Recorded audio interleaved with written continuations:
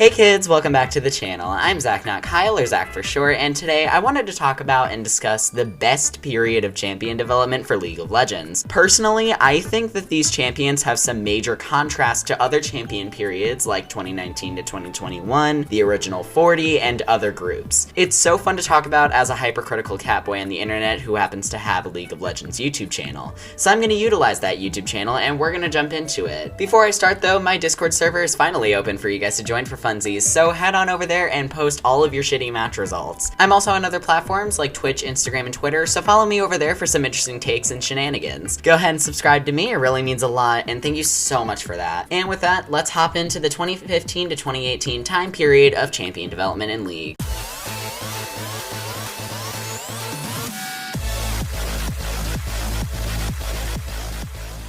So the time period that I'll be talking about for League of Legends is from 2015 to 2018. After that point, League started to take a safer turn with their characters that just wasn't fun to watch. Nothing truly exciting was happening in that department, and these champions really are characters who did a lot for the game. And if you see them, they can and will do their best to make things fabulous and stunning in your game with their unique mechanics. So I'm just gonna go down the list of champions from Bard all the way to Nico and talk about briefly why I think they're just so good. I have videos in the works on some of them, so those will be a fun time. But let's just start with Bard, who's honestly one of the weaker ones. Bard is honestly just a meme, but also a really funny character who's a nice bit of wholesomeness in the game. He's kind of just a vibrant ray of sunshine, and there's nothing else to say, besties. Echo is one of the most popular characters in League of Legends, for better and for worse, depending on who you are. However, Echo is just so interesting as lore, and his design, while a bit understated, reflects his mischievous Zaunite ways really well. Also, his legendary is one of the best ones in the game, period. So next is Tahm Kench, and he is a character getting a mini rework, but from a design aspect, he's amazing. We've never really seen a character like Tahm Kench, and even by Beast Champion standards, he's really unique. His skins are absolutely stunning as well, especially Arcana. Kindred is one of the coolest lore writing cases in League in my opinion, and the dynamic of Lamb and Wolf is really fun to see because of their contrasting tones and mannerisms. Also, Spirit Blossom Kindred owns my entire soul. Like, that skin is one of the best skins of all time. The next one in this group is Alawi, and I have an entire video on her, so just go give me more views and watch that instead because Alawi is really just so good. So that was everyone for 2015, and already that was going really well. Jumping into 2016, we come out with one of the best champions League has ever done, Jhin. Jhin is one of the best champions on this list that I have a video in the works for because this champion is one of the best things Riot has ever produced. Jhin is the soap opera experience no one knew we needed. He's so interesting and should get a Netflix series, preferably a 4-part miniseries,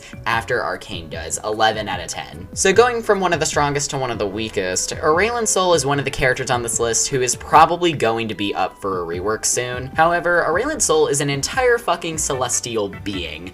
That is how good Riot's creative direction was back in this period. Like, literally, mostly now it's anime titties, when we were making entire stars as champions in this video game. Like, I miss that. Aurelion Sol's design owns my ass cheeks, and they didn't go far enough with it, but like, still, wow. Talia is honestly quite the underrated character in my opinion. Talia is an amazing piece of trans representation, a cool design, and a fun kit, honestly. I do wish there was a little bit more done to her to propel her to the top of the League of Legends tier list other than Yas rocks. Kled is the embodiment of chaotic character designs, and I love it. Kled is easily the most insane design here. He's riding a bird as a yordle with a beat of appearance, a southern accent, and a spear. Name another. Name somebody else. You can't, bitch. Bow down to Daddy Kled, bitch. Ivern is honestly one of the most charming characters in this game. He's pretty much just a wholesome tree dad who looks after the jungle. He is so wholesome and has a wild design, and we love to see it. On top of this, literally his playstyle is completely flipped from every other jungler, which is amazing. And closing out 2016 is Camille. I have an entire video on Camille, so give me even more views and go watch that, please and thanks, hoes. So then kicking off 2017, we actually have two champions, Xayah and Rakan. Xayah and Rakan really are an amazing show of ADC and support duos being played into. This is why I think this era is so good, because they weren't scared to take as many risks in the game, and Xayah Rakan duos are still iconic to this day. And even then, and they work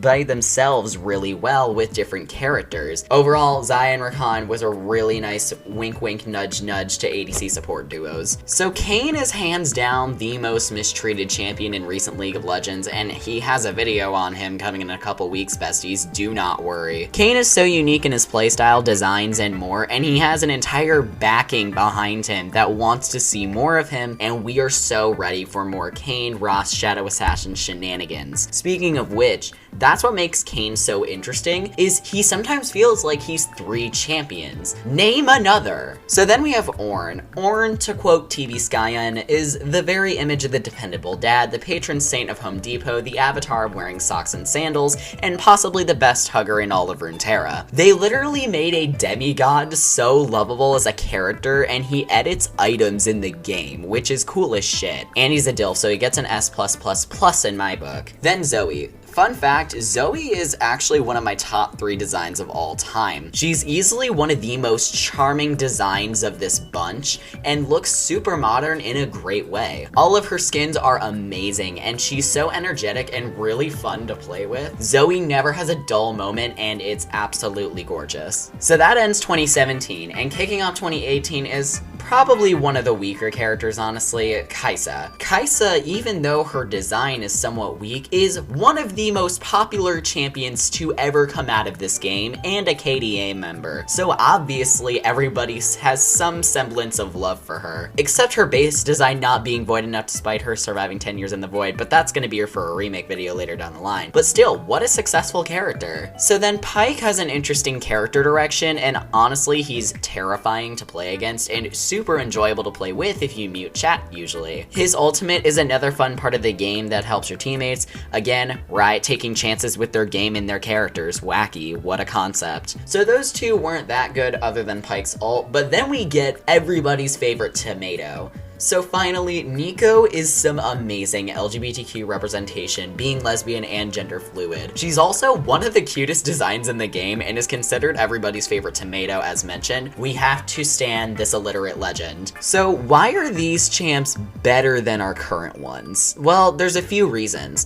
The first is that they're able to add something new to the game via items, gameplay, map changes, etc. For example, Pyke is able to give others some gold who got an assist on a kill with his ult. Alawi has tentacles that go all over the map and give gold if you kill them. Ornn literally changes items in the game. Zoe's ult lets her extend herself across the map, and her W gives her item and summoner spells by killing minions. Pretty much every character from this period does that. Bard with the teleporting warp poles. Kayn literally being 3 different champions. There's so much. There's only really Kai'Sa and Neeko who didn't fully do this, but still, lots of them do. The opposite is true for newer champs who aren't Aphelios, Senna, and Lilia for the most part, don't really do this. These champs take things to a whole new level that the new ones don't. And honestly, if we're being really transparent here, most of the designs were just better. From a uniqueness standpoint and overall just design in general, these ones aren't going to appeal to as broad of an audience as current League characters from Sylas onwards do. But what they do is add diversity to the game. Looking at all these champions side by side, there's no way you're going to pass one of them up. They're always going to be unique and weird. Whereas the newer ones tend to get lost in the mix. Like, you genuinely can't tell me that Samira isn't just a rip-off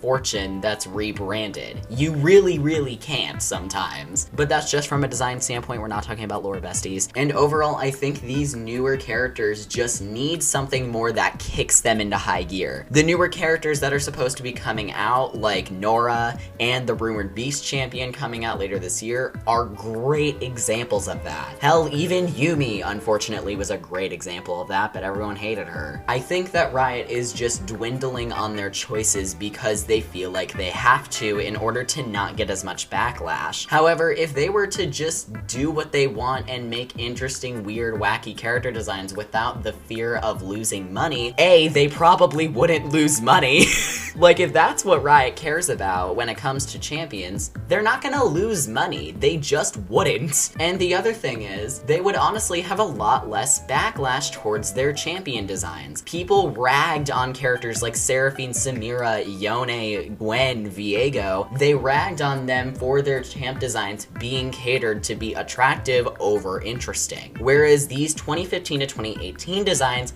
don't do that. They stay grounded in this idea rather than being grounded in marketing tactics. So in conclusion, a lot of these champs are new and interesting in comparison to the actual newer ones. The newer ones are more anime-esque and lack a certain flair that the 2015 to 2018 champions really have. I wish Riot would just take more chances with their characters and gameplay more like that older era. So overall, I love these older champs and I want Riot to turn on their ways and go back to what they did right, not caring about booba. And with that, that's gonna be it for today's little mini rant video. So go ahead and like, comment, and subscribe to become not Kyle. If your name is Kyle, that is illegal here, as you can tell from the name of my channel. You do have to get a new birth certificate. I don't make the rules, I just follow them.